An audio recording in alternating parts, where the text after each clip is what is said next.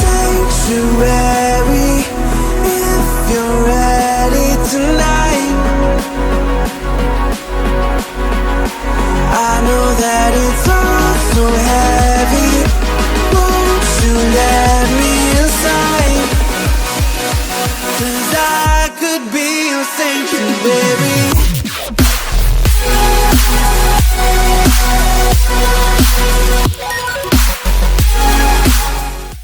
What's up guys, hope everyone is doing well. In this video I'm going to be going over some updates for Bitcoin, Ethereum, XYO, and then I'm going to go over the SPX and gold. But to go and get it started here, first off on this 4-day chart for Bitcoin briefly, in the last video, one of the main things I was mentioning is how this impulse we've seen here for Bitcoin, after it bottomed out at roughly 25.5 thousand back in early September, we finally broke above this major resistance of approximately 30,000 that Bitcoin had been seeing going all the way back to around May.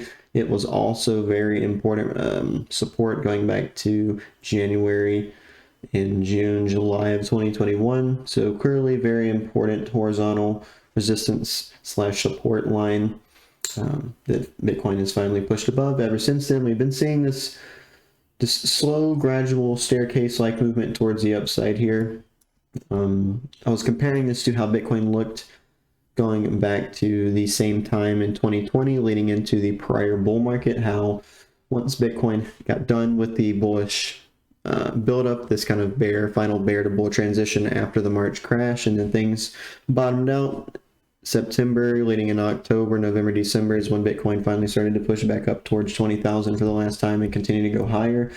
It looks very similar to, again, this staircase-like, this staggering upward structure we've been seeing, although at this point it is lasting longer, which makes sense due to the decelerative growth of Bitcoin over time, which is why we're seeing the lengthening of these cycles, and we're seeing diminishment of bull returns and diminishment of bearish losses as well as Bitcoin continues to mature over time.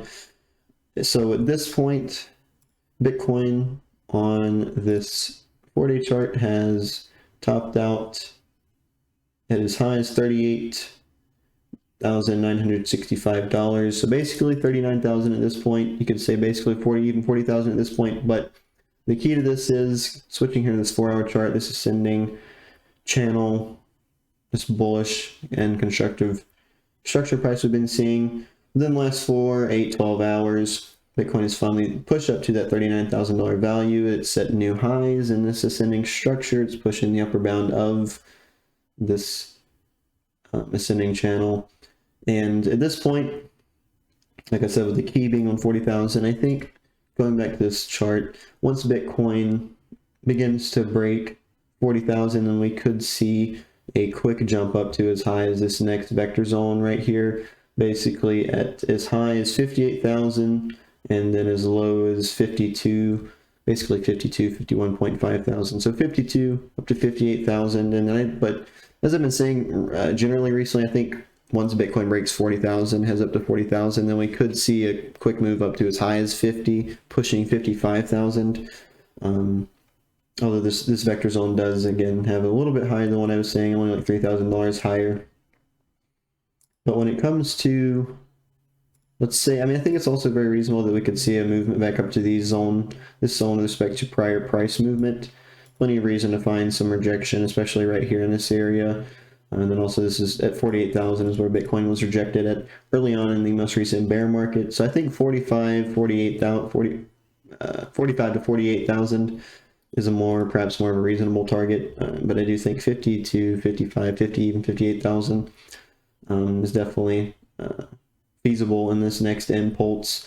Now, if we go back to what I was comparing it to in 2020 in the last video, so once we saw Bitcoin bottom out in September, like it did recently, just 3 years later, led in October, things started to ramp up. We then got the first impulse right here for Bitcoin, which lines up with the impulse we've seen recently up to, I don't actually remember what value it actually went up to.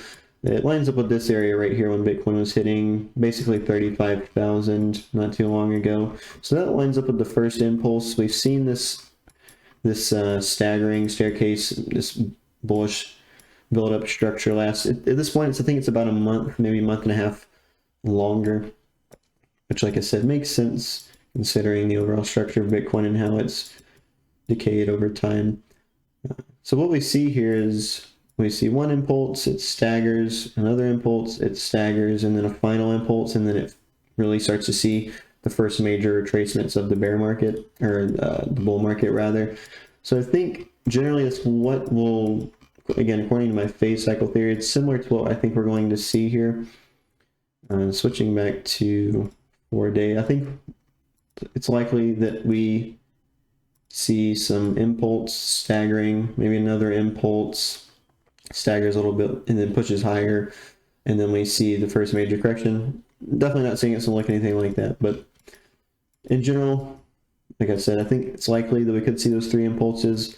I also think that it's likely we could rather just see one impulse, some staggering as we have been getting, and then a second impulse all the way up to this as high as 50, like I said, 52 to 58,000, and then this time around differing a little bit. Basically, we see 2 impulses, and then we see the first major corrections, and then the price finally breaks the previous all-time high at 69,000. Although if the price does get a retracement, which I think at this point, all things considered, to me, it seems pretty evident that the bull market has started, and ultimately it started at the $15.4 thousand bottom back last year, at the very end of last year. So at this point, I don't think it's absolutely necessary by any means to get a dump down to this first lower vector zone, which starts at 31.6 thousand, goes all the way down to 27.3 thousand. As I've been saying, if we do get a retracement here, then it makes clear sense to see the price retrace back to 30,000, and maybe even see it go a little bit lower down to, like I've been saying recently, 28.5 thousand. I think is reasonable for some wick lows if price does go down to test 30,000 once more, given it has been very clear, significant resistance and support going all the way back to January of 2021. And then even if we go here to the 4-hour chart, we can see the lower vector zones down here. If we do get a significant retracement, lines up with 32.7 thousand all the way down to 29.8 thousand. And that's if we start to see Bitcoin over the next few weeks, next month or so, start to lose 37 and then 36,000. If it loses that, then there's a decent likelihood we could retrace down to as low as the values I've been mentioning. So here for Ethereum, let's say we have an ascending triangle in here. Let's say this is actually going to end up playing out. If it does play out, the upper and lower bound for the price projections is 3.7 thousand to 5.2 thousand. When it comes to the breakout for this, once Bitcoin, or Ethereum rather, starts to close above 2150 to 2200, then this could be some pretty solid confirmation that it's going to move up to this price range that I mentioned. Now it could come up, break that for a short period, and then come down and retest it to find support and then bounce back up. But if it gets rejected again and heads down, basically leading into January roughly, then breaking around 17 to 1600, which is what basically the bottom of this smaller vector zone right here, breaking that would then likely line up with Bitcoin probably drop down to 30,000. But I think if Ethereum would actually end up losing 17 to 1600, even 1500 significantly, then in my opinion, I feel like Bitcoin would be going lower than 30,000. So I don't personally see that likely at all, which means that if this is indeed actually going to play out like an ascending triangle, which it looks a lot like a very macro, it goes all the way back to May of 2022. I think it's like 500, 600 days in length, roughly. But there is also a vector control zone here for Ethereum at 2,500 to 2,800. So it's likely that maybe price comes up and it consolidates within this area for a bit, and then it shoots up to this range right here. Or, it could also just shoot up to this range and maybe even come down and retest this, or just anywhere within this kind of general area right here from around 2,800 all the way up to around 3,700. Moving in here to XYO, which is really probably the biggest update for this video. Now I told myself to make a video at least for this, or just put something out for this months ago towards the end of October, but fortunately I didn't end up doing that. What I was seeing, if we go all the way back here, so the week of October 23rd was when XYO printed this. We can see this yellow vector candle here, this increasing vector volume candle. Now, when we see these yellows printed in lows like this, especially these are significant bear market bottom ranging lows. You factor in the way Ethereum looks, the way Bitcoin looks, further supports this. I mean, the entire crypto market's been going down for approximately 2 years, over 2 years at this point. We've seen, if we look at this black resistance curve that characterizes this entire bear market, we see each of these bearish relief rallies, and then, but recently, after we got not only these increasing yellow vector volume candles, but we got a bullish divergence, and this blue candle right here, which preceded the first yellow candle, was a bullish divergence candle. The RSI is breaking back above into highly oversold territory.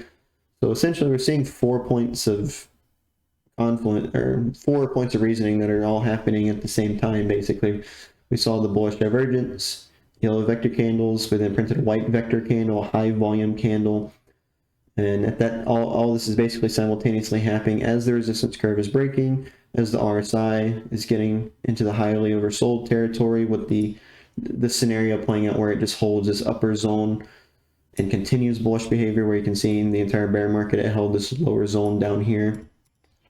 And then finally, it's also, the candle has a day and 20 hours left, and it's above the 50 estimated moving average as well, which, if XYO can close this current weekly candle above this curve linear resistance and this 50 EMA, then I think that it could quickly see a spike up to around a penny to 2 pennies, perhaps as high as 2.5 pennies, given that you can clearly see here that XYO likes to have very big wicks, and its candles have a lot of volume in them. And I've been saying this for months, going all the way back to June, July, August of this year is when I started to mention that we could possibly see some sort of a double bottom here. Now the price, clearly it trickled a bit lower, but then we finally got this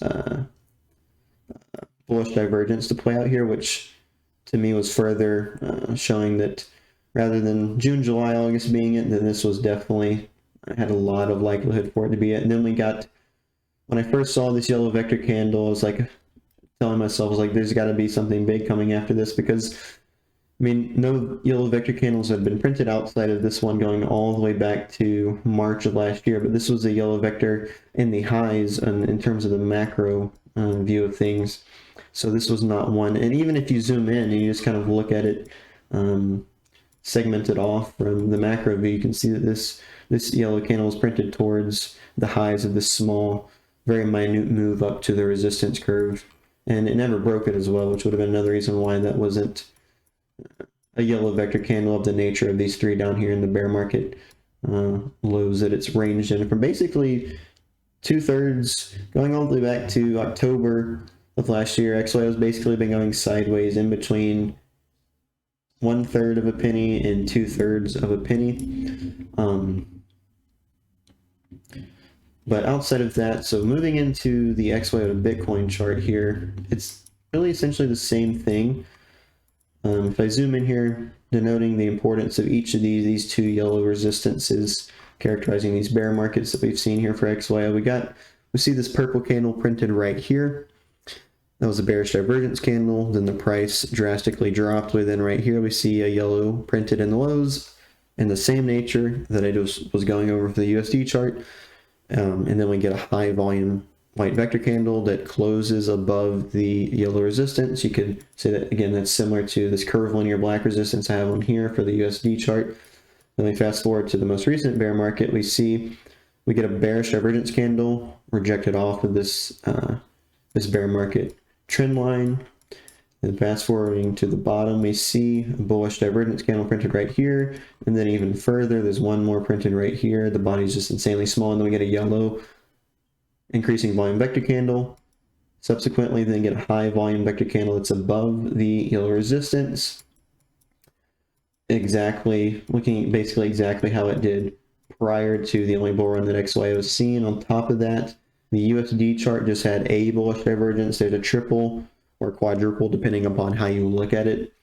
Bullish divergence that XYO has been printing on this weekly chart going all the way back to as early as May and June of 2022, which is one of the main reasons why I, on this chart, was back in, like I said, June, July, saying that at this point, this is really when we were starting to get the third. So right here would have been 1, 2, and this would have been 3 bullish divergences. So at that point, I was telling myself, it's been 3 bullish divergences at this point. Bitcoin's looking good. So there's good likelihood that we could see this move here.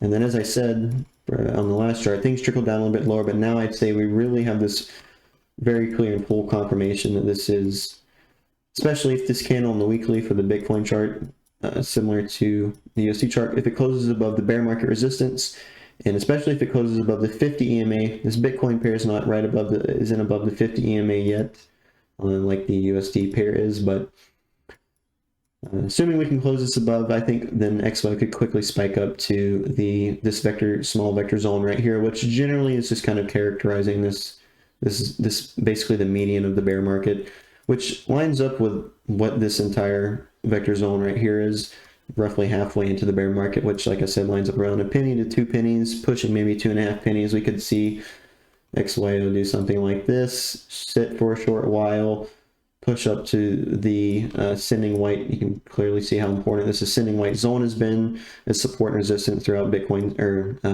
XYO's history. We see, and it also lines up with the previous highs too, and I think it's likely we could be pushing this ascending white zone. But all of that aside, when it comes to the price projections, so it's actually, given that XYO's continued to trickle lower, it's depreciated with respect to Bitcoin over the last few months. The price targets I've been going over more recently, within the last few months, has been lowered. Generally, just to state all 3 of them, with the latter 2 being ranges of price projection that are more deduced from data and charts. But this first one, 50 cents, is this kind of a psychological target, I suppose. I think at least 50 cents is definitely beyond reasonable for XYO to hit. And if it hits that, it would move around 18,000%. That's roughly a 180x. That's still one of the better movers we could be seeing in the market. Out of all adult coins and things that I've looked at, it's even better than Bitcoin because Bitcoin is so matured at this point. It's just not as strong as it was in its younger days. But when it comes to this XYO to Bitcoin chart, you can see here I have these 2 arrows creating the range, which creates a range of around $4.50 to around $6.50 when Bitcoin's hitting that 180 up to around 230, maybe $250,000 range, either sometime next year, 2025, which I think, as I said earlier, I think sometime around the halving next year is what's more likely, but that definitely isn't set in stone because I clearly don't know what's going to happen at the end of the day. But one of the striking things is here. So if we look here, the TradingView doesn't have the all-time data for the USD pair here for XYO, but CoinMarketCap does. Now, CoinMarketCap's chart says that the all-time high for XYO was 6 cents, whereas here on TradingView it says it was 8 cents. So this USD projection might be wrong or skewed because CoinMarketCap doesn't have the right data, and the charts might be messed up, but it does have all of the data in the USD pair. So the projection using the CoinMarketCap chart basically puts it up to around $1 to $2. I think it was approximately maybe like $1.30 to $1.60, if I remember correctly, when I did the math the other day. Which even if it goes up to, like I said, if 50 cents is around 18,000.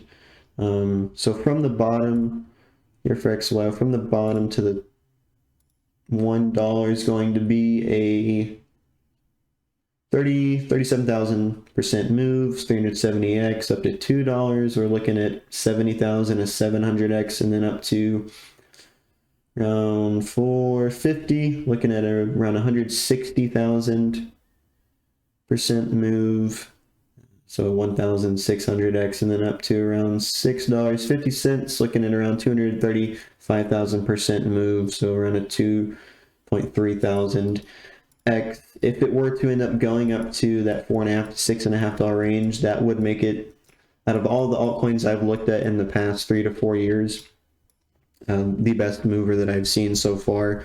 It would rival something like Phantom, which went up around 200,000% in the prior bull market. But the last thing that I wanted to mention is that, so we're seeing this discontinuity, this difference between what the Bitcoin pair and what the USD pair is projecting. So I think, let's say, to just hypothetically here, let's give some credit to the projection that the USD pair gives for around let's say approximately $1.50, maybe down as low as $1, high as $2. Now, basically all altcoins, even Ethereum, are depreciating against Bitcoin over time. So what could happen here if the USD projection is what is correct at the end of the day?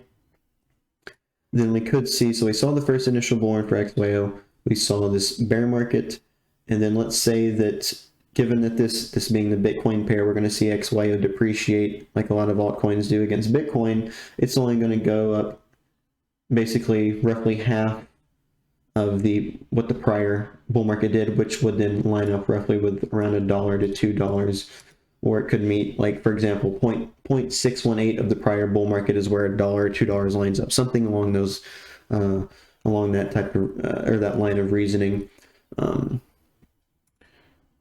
But to switch in here into SPX and gold, the fiat market. So for all the stock market indices, for those of you familiar with my content, I've been going over for many months at this point, maybe even towards the end of last year. I think it was sometime earlier this year when I first put out a video going over how, going back to 1994, there's two massive macro M patterns, or M's, leading into our current time. Every 7 years, starting from 1994, you go forward to 2000, then fast forward to 2007. That led into the 2008-2009 crash. Fast forward 7 years, we met another retracement period in the indices, and then fast forward 7 more years, we are again seeing the same thing. But anyways, all that entails that where we are now in 2020, or where we were in 2021, where the SPX was at around 4.8 thousand, this means that this is a 7-year duration that has elapsed. Therefore, we are in due for a crash, and this one actually lines up with the 2008 crash that we saw. And as I've been saying, there's been plenty of news media outlets in the last 2 years or so saying that there's obviously the economy in America, generally there's a lot of global strife in many realms of life right now. The world just doesn't look too good right now for many reasons, and a lot of these news outlets have been saying that there's a 2008-like crash on the horizon, and it could be worse. I have one over M2 money supply data recently saying that with respect to the U.S. currency, it's dropping, the data for the M2 money supply is dropping at such a steep rate that hasn't been seen since the Great Depression period, so 1920 to 1930 roughly, which is where we are now, just 100 years later, which is like almost eerie. Like, it's just, I don't feel like that's just kind of coincidence. I feel like there's definitely got to be something behind that. And then there's plenty of other evidence I've gone over, but anyways, just to give that quick and brief preface, I'm basically going to paint the same picture here for SPX and gold, given they look really similar. So what is seen here, going all the way back to 4.8 thousand, the high for SPX, we see this descending resistance here, and currently, within the last number of weeks, the indices have been doing well. We pushed all the way up to, we are slightly higher than the local high we set back in July of this year. It's just a tad bit above this resistance at this point. But I think ultimately what's going to happen, well, not what's going to happen, but what I think personally is likely is that we're going to see the price here overextend. Maybe it just goes back up to 4.8 thousand. Maybe it goes a little bit higher, but we'll see the price overextend, breaking price-based resistance. But if we look down here at the RSI, we can see that the RSI is still a ways away from its descending resistance that it's been in, going all the way back to 2018 when it was worth $2.8 thousand. So from $2.8 thousand to $4.8 thousand until now, the price has been setting higher highs, going up, but yet the RSI has been going down. We could perhaps see some bearish divergence play out because of that. And what I'm saying is if we see the price overextend here, I think it's likely that as the price overextends, we'll see the RSI get heavily oversold. It's going to hit its resistance, and then it's going to get rejected while the price is printing higher highs, extending itself. And then ultimately the price will end up dipping back down below this and then actually enter into the crashes that seem to be on the horizon over the next, I would say, 7 to 10, we'll say 5 to 10 years for, like I said, various and many different reasons. When it comes to where SPX could go if it overextends, I don't think it would go any higher than about maybe 5,200, if that. But it may not extend as well. Like, for example, let's say this, not this weekly candle, but this upcoming weekly candle, it goes back up to this vector zone. The price for SPX on the weekly recovers this vector zone, and it gets rejected from this vector zone, and it doesn't even go higher than 4.8 thousand. There's many different routes it could take, but ultimately that general picture is what I think is personally more likely at this point. So here for gold, perhaps I can already clearly see the similarities. We have this 3-year horizontal resistance I've been going over each time. Just given the gold for 3 years has been going sideways, ranging between roughly 1,600 to 2,000. I think it's more likely at this point that it's going to break down below 1,600. If I said 16,000 earlier, I meant to say 1,600, but I think it's more likely to break below 1,600 to 1,500 at this point, then continue to go higher. Now, we see this price resistance. The price is going higher. It's even printing a white volume vector candle at this point. Yet the RSI looks something similar to what I mentioned on the SPX. So basically what I just went over for the SPX, I think is personally what I think right now is more likely for gold. So again, we could see gold just come up to this resistance, basically, 3-year resistance as it already has, and then come down. Or it could, again, like I said, overextend a little bit, and then as the RSI is hitting its resistance, then it gets rejected as it's overextending. And then ultimately it would also be in a bearish divergence as well, going all the way back to the high that it set in August of 2020. When it comes to extension price towards the upside, I wouldn't say anything over 2,200 to 2,300, if that, again, is likely for gold to see if it extends. It has a negative extension towards the upside, which leads into a drop down below, like I said, 16 or 1500 over the next, generally over the next like a year or two. But to kind of wrap up the analysis and talk about really all of this in some form of a synthesis. So when it comes to me saying Bitcoin's going to go up over the next year or two at the very least, and then we're going to see SPX, the indices, gold, silver, go down over the next year or two at least. Factoring in the decoupling, the fact that Bitcoin's has 27. At this point, there's been more ETF applications put in. Maybe it's around 27, I'm guessing here. 27, maybe 33, 35 trillion at highest assets, institutional assets on the table that could be flooding into the Bitcoin cryptocurrency in general over the next year or 2 years. But when it comes to the decoupling, I think overall, I mean, we've been seeing the decoupling for short periods of time throughout the entire 15 years of Bitcoin's price history. There's been short periods and short windows where Bitcoin's going up and the SPX or indices are going down or vice versa. But we haven't really seen this full-on decoupling event yet, where I think that the genuine decoupling event is going to line up with, and makes a lot of sense to line up with, something like the institutional interest that these ETFs are bringing. And the ETFs obviously aren't absolutely confirmed at this point, but I think it's highly likely. And I even saw some information the other day about someone saying that if they are going to be approved, they're going to be approved this month, which I think also makes good sense too. Basically, it would be, especially if they approve them towards like the end of this month, it's going to kickstart 2024.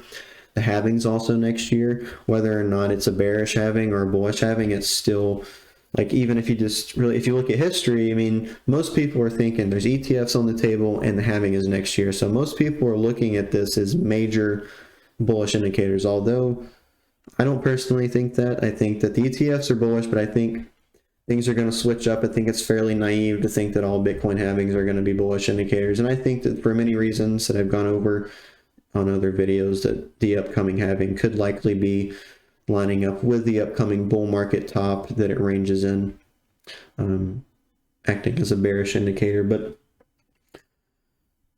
that was really all that I wanted to talk about and go over an update in this video. So again, hopefully you enjoyed. Once more, none of this is financial advice. Really, main point of this channel is to be educational, and for you to kind of just use another person's, you know, opinion on the market to factor in what you think about it. Because at the end of the day, we all do that. I do that. I have people that I watch whose people's opinions on the market that I value, and I think it's also just healthy to do that because it forces you to think about other people's views, and it also just helps you not get drowned in your own bias, which is the main reasons why I pay attention to other people's opinions on the market. But outside of that, again, hopefully enjoyed, and I hope you all have a blessed day.